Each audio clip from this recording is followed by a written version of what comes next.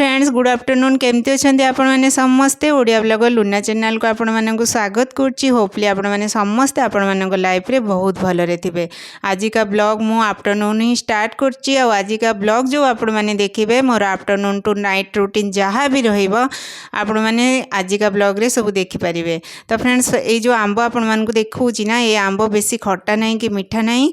तो आंब माने आंबरू चोपा छड़े धोई देइथिली एबे लुण पकेकी खरारे सुखई देवी आंबुल आउ किछि जो चोपा लगा आंब देखली ना आंब खट्टा करी बास आंब खट्टा करुच्ची बोली रेसिपी आपण मानकु देखौची। बहुत सादा सीधा रेसिपी फ्रेंड्स। जो कड़ई रे मु आंब खट्टा करी ना फास्ट से ही कड़ई रे जीरा देकी ताकू भाजी देली कारण जीरा गुंड मोर सरी जाइथिला। तो सेथिपई आज मो मनर किछि कथा मु आपण मानक सहित शेयर करी। तो फ्रेंड्स केबे केबे ना माने आमे जीवन रे पूरा एकुटिया हो जाई थाउ आमे समस्त आगे आम मन भितर कौन सब चली से सब कही पारि न थाउ आउ से समय रे ना मन कथा शेयर करने निज लोक ही दरकार पड़ी थाए।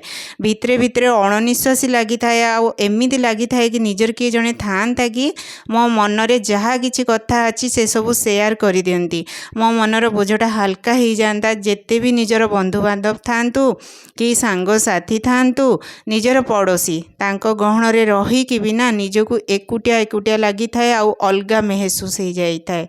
समस्ते तो अच्छंती पाखरे हेले निजर हेइकी भी निजर नथिला परिका लागे।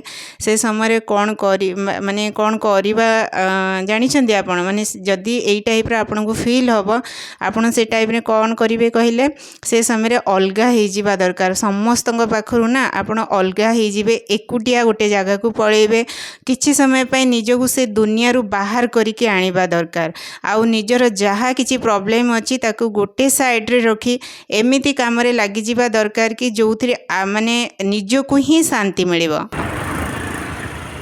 देखा जाऊनी एते दूर रू बेलकुन अनेला दापे तळ गोली के आसी तांगा मैडम को फोन करथिली तांको तळ को पठौचंती तो अनै चिमु टिके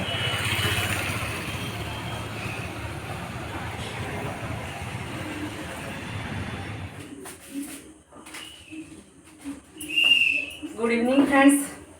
एबे 8:45 होगलानी रोसई घर ना मोर बहुत भल भाव में बिगड़ी जाइए कहीं एपटे भी कर सेपटे भी कर बिरी मोर ना चोपा लगा बिरी थी आहरी भी 2-3 थर हम तो एति छड़े पार्ली कारण तरतर हो छड़े बिरी चाउल बाटिकी रखी मटर आलू ताको ये सिझे रखी आलू को अलग कर देती देखो मटर देखा देखा ये देखो मटर ताको सिझे रखी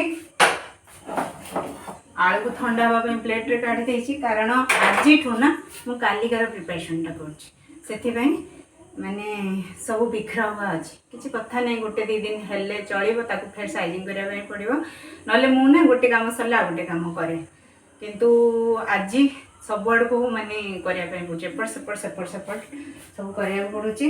मसला भी ये बाटिकी रखी बिना प्याज रसुन रे माने मटर आलू तरकारीटा बनैबी ना पुस्त अदा जीरा तापर टमाटर एका संगे बाटिकी रखी एठे बिरी चाउल बाटिबी क्षीरटा फ्रिज रू काढ़ी रखी स्टार्ट करी टिके आउ टिके माने रूम टेम्परेचर आसले सेटा करी जिनस करी तापर काजू मगज ताको भिजेकी रखी ताको अदा देकी बाटिकी रखी कालिका ये सब कालिकार प्रिपरेशन।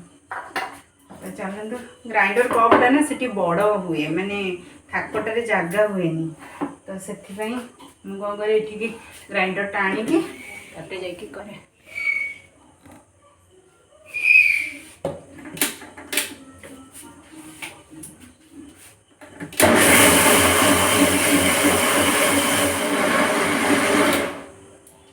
मु कहली ना माने निजर जहाँ भी प्रॉब्लम अच्छी जहाँ भी दुख कष्ट अच्छी ताको गोटे साइड रे रखिकी एमिति काम रे लागि जिबा दरकार कि जो आमको शांति मिलिबा माने आमको कौथिरे शांति मिलिबा कहिले घर काम करिकी मनरे जहाँ भी दुख थाउ जहाँ भी कष्ट थाउ जदि आपण बसिकी भाविबे ताहले से दुख कष्ट बढ़ी बढ़ी की जीव बरं कमिबनी। तेणु करी घर काम रे निजको एंगेज करिकी रखिबे तो फिलहाल 99% से दुख कष्ट प्रॉब्लम सल्व हो फ्रेंड्स। आउ राति पाहिले गोटे भल शुभ काम करने जाऊँगी से पुणी बिना हजबैंड करे से मनटा टिके दुख है मनटा भारी भारी लगिला बोझ परिका लगिला। तो आपण मान आगे ही शेयर करदे आपण मानू भल बंधु मो पाखे आउ कहीं नहांती से भाविली आपण मान आगे जदि मुझे शेयर करुँची ताहाले मो मनटा हल्का हो जाऊँगी।